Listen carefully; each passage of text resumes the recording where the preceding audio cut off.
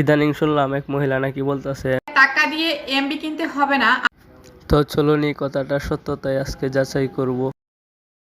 ওয়ারটন অ্যাপসটি ইনস্টল করে রেখেছি, এখন যা যা কাজ করার লাগে আমি করে সবকিছু ওকে করে নিচ্ছি, আপনারা দেখতে থাকেন।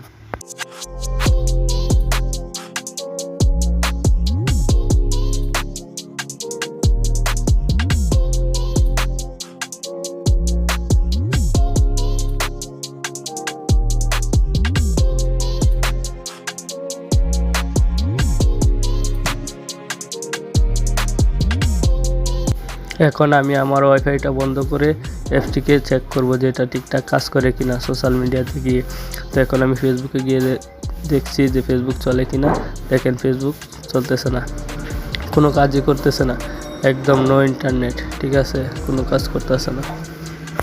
টিকটকে গিয়ে দেখলাম টিকটক চলে কিনা, টিকটকও চলতেছে না, কোনো কাজ করতেছে না। দেখেন এই ধরনের ভিডিও যারা বানায় তারা দেখেন উপরে যে ওয়াইফাই ডাটার যে অপশনগুলো আছে এগুলো কিন্তু দেখাচ্ছে না, কেটে দিচ্ছে।